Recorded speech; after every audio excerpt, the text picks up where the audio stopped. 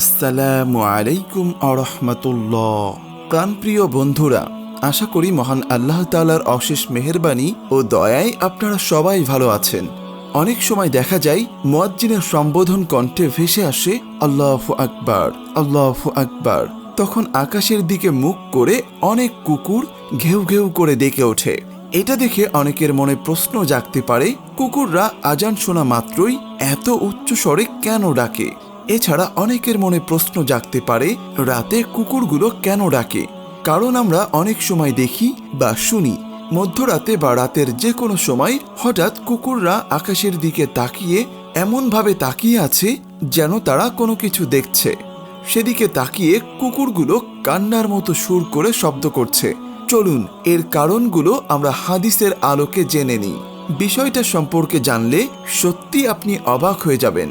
রাতের বেলা কুকুর ঘেউ ঘেউ করে এ বিষয়ে হাদিসে এসেছে। জাবের ইবনে আবদুল্লাহ রাদিয়াল্লাহু তাআলা আনহু বলেন, রাসূলুল্লাহ সাল্লাল্লাহু আলাইহি ওয়াসাল্লাম বলেছেন, রাতের বেলা তোমরা যখন কুকুরের ঘেউ ঘেউ শব্দ বা কুকুরের শব্দ শুনতে পাও অথবা গাধার ডাক শুনতে পাও, তখন আল্লাহর কাছে আশ্রয় চাও, কারণ এরা এমন কিছু দেখতে পায় যা তোমরা দেখতে পাও না। রাতের বেলা তোমরা আল্লাহর নাম স্মরণ করে ঘরের দরজাগুলো বন্ধ করো, কারণ আল্লাহর নাম স্মরণ করে বন্ধ করা দরজা শয়তান খুলতে পারে না।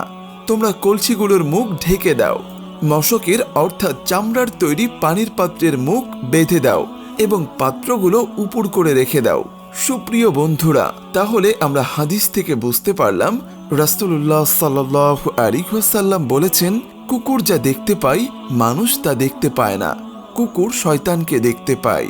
এই জন্যই রাসূল সাল্লাল্লাহু আলাইহি ওয়াসাল্লাম বলেছেন, অবশ্যই রাতের বেলা তোমাদের দরজাগুলো বিসমিল্লাহ বলে বন্ধ করে রাখো। এ থেকে আমরা বুঝতে পারি কুকুর তখনই ডাকে যখন সে শয়তানকে দেখতে পায়, বা এমনও হতে পারে যে কোনো ব্যক্তির কবরের আযাব হতে থাকলে কুকুরটা দেখতে পায় ও শুনতে পায়। আমরা অনেকেই জানি রাসূল সাল্লাল্লাহু আলাইহি ওয়াসাল্লাম বলেছেন, বোবা জীবজন্তু ও পশু পাখি কবরের আযাব দেখতে ও শুনতে পারে। তাই বন্ধুরা, আমরা রাতে যখন কুকুরের ডাক শুনবো তখন আমরা পড়ব আউযু বিল্লাহি মিনাশ শাইতানির রাজীম। প্রিয় বন্ধুরা, আজকে আপনাদেরকে কুকুরের বিষয়ে কিছু কথা বলার চেষ্টা করব। আমাদের দেশে যত জীবজন্তু আছে তাদের মধ্যে নিকৃষ্ট মানের জীব হচ্ছে কুকুর আর শূকর। আমরা কুকুর দেখলে লাথি দিয়ে দূরে সরিয়ে দিই, এমনকি তাদের দেখলে মাঝে মাঝে জুতা ছুঁড়ে মারতে ইচ্ছা করে। অথচ কুকুরের একটা ইতিহাস আছে যা হায়াতুল হাইবান নামক কিতাবে লেখা হয়েছে। একদিন একটা লোক কোথাও যাওয়ার উদ্দেশ্যে রওনা হয়েছিল। যেতে যেতে কিছু দূর যাওয়ার পর সেই লোকটা রাস্তার পাশে একটা খুব উঁচু একটা বিল্ডিং দেখতে পেল, যা সে কখনোই দেখেনি। অনেক পুরাতন একটা বিল্ডিং, যা প্রায় 2 থেকে 400 বছর আগের। তো সেই লোকটা পুরাতন বিল্ডিংটাকে ঘুরে ঘুরে দেখতে শুরু করে। হঠাৎ তার চোখে পড়ে একটা শিলালিপির দিকে, যেখানে খোদাই করে লেখা আছে, এই বিল্ডিং তৈরির ইতিহাস জানতে হলে অমুক গ্রামে যেতে হবে। লেখাটা দেখে লোকদের মনে কৌতূহল আরো বেড়ে যায়। ওই গ্রামের খোঁজে যেতে যেতে প্রায় 2-3 কিলোমিটার চলে যায়। তারপর একটা গ্রামের কাছে গিয়ে একজন লোককে গ্রামের নাম জিজ্ঞাসা করলো, আর নামটা সেই শিলালিপিতে লেখা গ্রামের নামের সাথে মিলেও গেল। এরপর সেই লোকটা গ্রামের ওই লোকটার কাছ থেকে সেই বিল্ডিংটার ইতিহাস জানতে চাইল। লোকটা তাকে বলল, জন্মের পর থেকে সবাই এই বিল্ডিংটাকে এভাবেই দেখে আসছে, এর ইতিহাস সম্পর্কে কারো তেমন কিছু জানা নেই। লোকটা ওই গ্রামের আরো কিছু মানুষকে বিল্ডিং এর ব্যাপারে জিজ্ঞাসা করলো, তারাও সেই একই কথা বললেন। কোনো কিছু জানতে না পেরে লোকটা মন খারাপ করে চলে আসছিল আর ভাবছিল, খোদাই করে কি তাহলে মিথ্যা কথা লেখা আছে? এসব ভাবতে ভাবতে যখন সে গ্রামের একেবারে শেষ প্রান্তে চলে আসলো, তখন সে একজন বয়স্ক মহিলাকে দেখতে পেল। তো যাই হোক, সেই লোকটা ওই বয়স্ক মহিলার কাছে গেল আর তাকে জিজ্ঞাসা করলো, এই গ্রামের নাম কি এটা? উত্তরে বৃদ্ধা বলল, হ্যাঁ। লোকটা তাকে বলল, আমি অমুক রাস্তায় একটা পুরনো বিল্ডিং দেখতে পেয়েছিলাম, যেখানে লেখা ছিল বিল্ডিং এর ইতিহাস জানতে হলে এই গ্রামে আসতে হবে। আমি প্রায় 40 জনকে জিজ্ঞাসা করলাম, কিন্তু তারা কেউ কিছুই জানে না। বৃদ্ধা মহিলাটা মুচকি হেসে বললেন, তুমি কাদেরকে জিজ্ঞাসা করেছ? উত্তরে লোকটা বললেন, যুবকদের। বৃদ্ধা তখন বললেন, তারা কিভাবে বলবে? আমার বয়স 200 বছর পার হয়ে গেছে, আমি তো নিজেই বিল্ডিংটা তৈরি হতে দেখিনি। তবে বিল্ডিং এর কথা শুনেছি আমার দাদার কাছে। বৃদ্ধার কথা শুনে লোকটার মনে যেন স্বস্তি ফিরে আসলো। লোকটা তার কাছে ইতিহাসটা জানতে চাইলে বৃদ্ধা তাকে বলতে শুরু করলেন, এই রাস্তা দিয়ে আসার সময় যত গ্রাম, মহল্লা, জমি জমা তুমি দেখেছো, সবকিছুর মালিক ছিলেন একজন জমিদার। সেই জমিদারের অনেক চাকর বাকর ছিল, খাদেমের কোনো অভাব ছিল না তার। জমিদারের একটা পোষা কুকুর ছিল। কুকুরটা জমিদারকে খুব ভালোবাসতো। এক মুহূর্তের জন্য কুকুরটা জমিদারকে ছেড়ে কোথাও যেত না। জমিদার যখন গোসল করত তখন কুকুরটা তার জামা কাপড় পাহারা দিত। জমিদার যখন বাথরুমে যেত তখন কুকুরটা তার বাথরুমের সামনে দাঁড়িয়ে থাকতো। জমিদার যখন ঘুমাতে যেত তখন কুকুরটা তার ঘরের আশপাশ পাহারা দিত। একদিন জমিদারের এক ভিআইপি মহলে যাওয়ার কথা। জমিদার চিন্তা করতে লাগলেন, কুকুরটা তো আমাকে ছাড়া এক মুহূর্ত থাকতে পারে না। আমি একটা ভিআইপি মহলে যাব, কুকুরটা আমার সাথে গেলে আমার তো মান সম্মান কিছুই থাকবে না। এজন্য সে বুদ্ধি করে ঘরের ভিতরে ঢুকলো।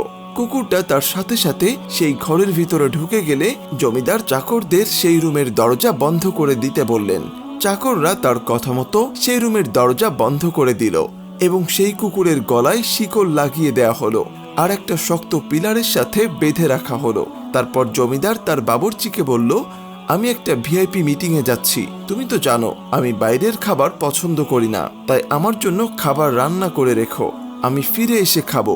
তারপর যখন জমিদার চলে যেতে লাগলো তখন কুকুরটা তার সাথে যেতে না পেরে লাফালাফি করতে লাগলো। জমিদার যখন অনেক দূরে চলে গেল তখন কুকুরটা নিজেকে কন্ট্রোল করতে না পেরে বিকট আওয়াজে জমিদারকে ডাকতে লাগলো। কুকুরের ডাক শুনে আশেপাশের লোকজন সেখানে জমা হয়ে গেল। লোকজন কিছু সময় ধরে কুকুরের কীর্তিকলাপ দেখলো আর কিছুক্ষণ পর যে যার কাজে চলে গেল।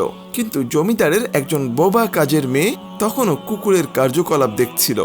এই সময় বাবুর্চি খাবার রেডি করে ওই ঘরে তাকের উপরে রেখে চলে গেল।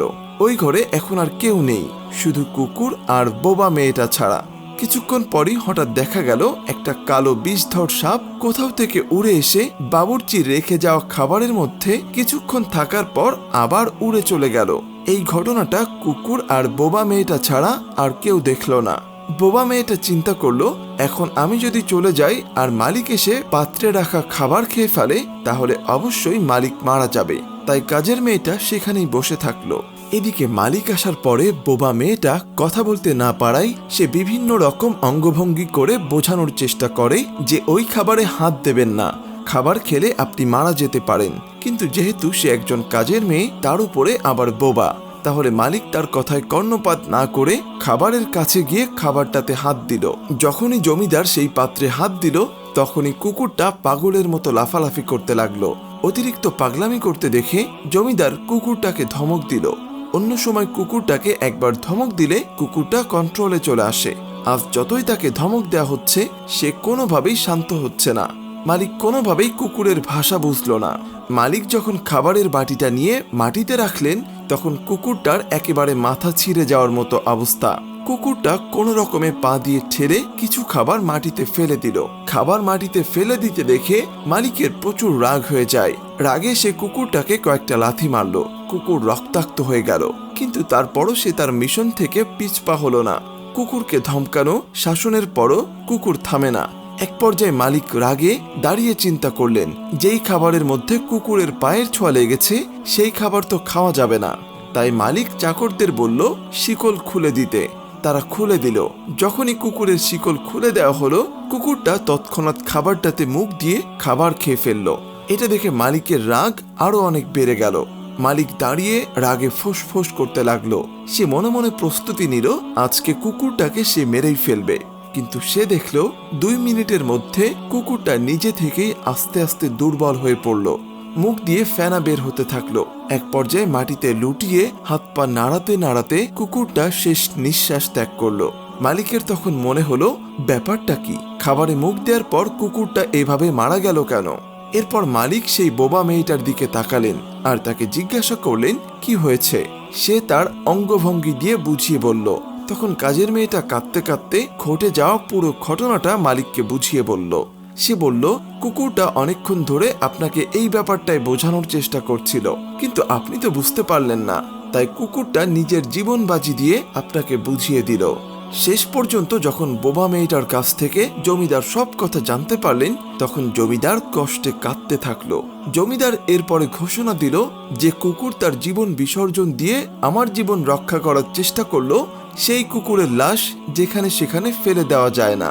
যত কোটি কোটি টাকা লাগে তার স্মৃতির জন্য একটা বিল্ডিং বানিয়ে দাও, সেই বিল্ডিং এর মধ্যে কুকুরকে দাফন করা হবে।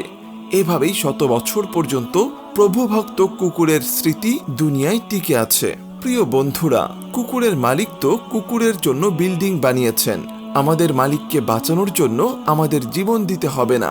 মালিকের দিন দুনিয়াতে টিকিয়ে রাখার জন্য প্রয়োজন হলে জীবন দিতে হবে, কিন্তু আমরা তো উদাসীন হয়ে গেছি। আজকের এই পুরো ঘটনাটা শুনে প্রতিটি ভাই ও বোনকে রব্বুল আলামিনের কৃতজ্ঞতা প্রকাশ করে তার ইবাদত করার মাধ্যমে তার সন্নিকটে যাওয়ার তৌফিক দান করুন।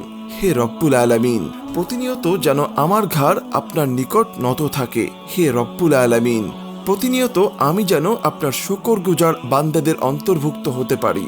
হে আল্লাহ, আপনার কৃতজ্ঞদের মাঝে আমাকে কবুল করে নিন, আমাদের সবাইকে কবুল করে নিন। আমিন।